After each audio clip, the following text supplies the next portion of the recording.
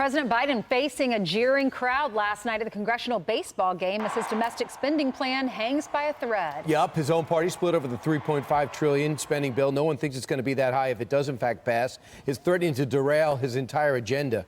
Florida Senator Marco Rubio sits on the Appropriations Committee, joins us from Capitol Hill. Good morning to you, Senator. Good morning. Good morning. Hey, we had our White House correspondent on at the top of the hour who said that Joe Biden's been working the phone, but he's not really whipping the Democrats. He's not saying, hey, vote for this or vote for that. The $1 trillion or the $3.5 trillion. Elise Slotkin, a Democrat from the great state of Michigan, was just on another morning show and said they don't know what to do because the president is not giving them guidance. Vote for this or vote for that. Yeah, look, I mean, they have an internal party problem, right? They have these radical left-wing nutcases who basically want it to be $7 trillion, not $3.5 trillion, and they think $3.5 trillion is the compromise.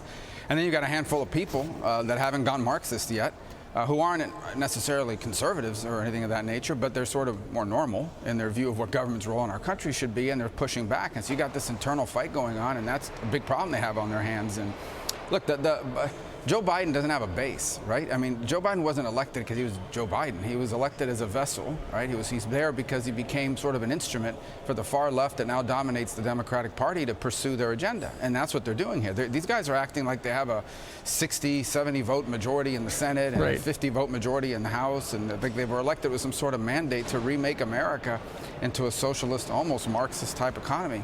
And so I think that's the pushback you're seeing from people that have to go back home in November and get reelected. And they know they can't run on this.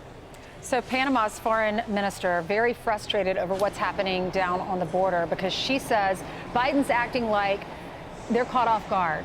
But they warned them a long time ago, she says, that this was going to happen and to be prepared. I know the state of Florida is suing the Biden administration. How is this affecting y'all? Tell us what's the status of that lawsuit and what your concerns are for Florida. Well, look, a lot of these migrants are winding up in Florida. And I'll tell you, look, my heart breaks for these people. For example, the Haitian community in South Florida is an incredible community. I have a tremendous affinity for them. And I feel terrible about what's happened in Haiti.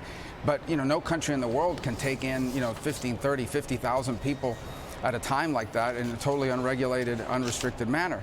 What's happened here is there are anywhere between 90,000 and 120,000 migrants from Haiti alone in different countries in Latin America, all desiring to enter the United States. And this began back in 2010 when a lot of these countries got rid of visa requirements like Chile because they had a bunch of construction jobs. So they've been living there this whole time. If you notice, a lot of the Haitian migrants at the border last week spoke Spanish because they've been living in Chile and places like that for a long time.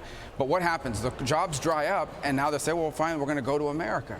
And that's what's happening. And so eventually it bottlenecks in Panama, which is the first country that sort of interacts with them, does testing, biometrics, tests for COVID, things of this nature. And they're telling us, anywhere between 90 and 100,000 Haitian migrants just from Haiti alone are headed towards the United States, are at different stages of migration.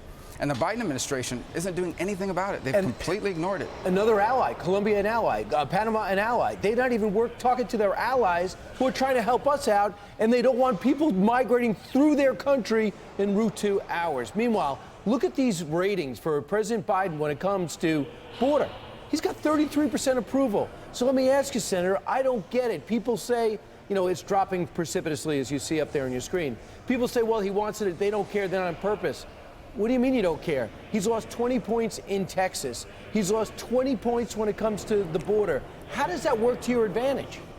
It doesn't, but you have to understand that, and I think sometimes we forget, there is a hardcore base in the Democratic Party, which happens to be the people, in many cases, who knock on doors, that send them these dollar donations, $50 donations in the mail and by internet, that they get to the millions of dollars. These radical activists who don't believe there should be a border. They honestly don't. They believe in the free flow of people across borders, and that, honestly, they say they're for immigration laws, but the truth be told is they believe anyone who wants to come to America should be able to come to America. And here's the irony in all this, okay? If you're not vaccinated and you're an American, you can get fired and you can get denied access to a restaurant. But if you're not vaccinated and you arrive here illegally, you get to enter the country and stay.